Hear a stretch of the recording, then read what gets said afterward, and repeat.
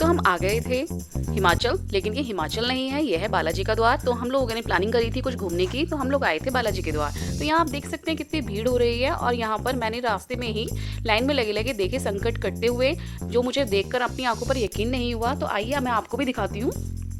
बालाजी महाराज को कहा जाता है संकट मोचन, यानी कि जिस पे संकट होता है या कोई जैसे हवा पानी वगैरह होता है वो यहाँ पे कट जाता है, वो इंसान से दूर हो जाता है। और बालाजी का द्वार तो ऐसा द्वार है जहाँ पे सब लोग अपने संकट कटाने के लिए आते हैं। और इस टाइम पे हम लोग तो घूमने के हिसाब से आए थे, तो बालाजी के द्वार पर हम लोग आ चुके हैं। जितना सुकून यहाँ आकर मिला, यहाँ पे कहते हैं कि शुरू से ही रामायण चली आ रही है, जब से ये मंदिर बना है। और यहाँ पर हम लोगों ने दर्शन किए, और बालाजी महाराज के दर्शन करने से ही बहुत सुकून मिला। लेकिन यहाँ पर आने के बाद में हमने देखा कि काफी लोग बहुत चीखते हुए आ रहे थे, और उन लोगों को सब लोग रास्ता दे रहे थे। रास्ता देते देते उन लोगों का संकट कट रहा था। तो सामने बालाजी के द्वार से हम लोग निकल कर आ जाते हैं प्रसाद चढ़ाकर। उसके बाद में जाते हैं हम अंजनी माता के मंदिर, और पहले हम लोग दर्शन करेंगे राम दरबार के, जो बालाजी के ठीक सामने बना हुआ है। और ये राम दरबार जो है बहुत ही सुंदर बना हुआ है।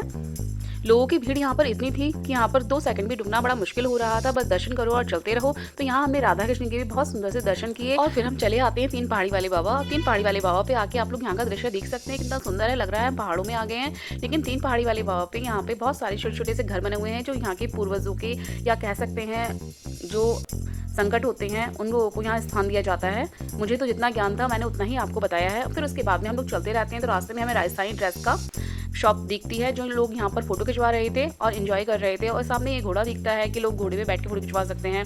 फिर आगे चल के हमें काफ़ी सारे देवी देवताओं के दर्शन होते हैं, और 3 पहाड़ी वाले बाबा के मंदिर हम लोग पहुंच जाते हैं। 3 पहाड़ी वाले बाबा के मंदिर आने के बाद में भी यहाँ पर भी लोगों के संकट कट रहे थे, जो हमने देखा। फिर उसके बाद में हम लोग बाहर का नज़ारा देखने के लिए आते हैं, जहाँ एक विंडो बनी थी, वहाँ से बहुत ही प्यारा नज़ारा दिख रहा था, जो हमें देख के बहुत अच्छा लगा। और लग रहा था हम पहाड़ों में आ गए हैं। यहाँ पे हमें एक मोर के दर्शन हुए, और मोर बहुत सुंदर था।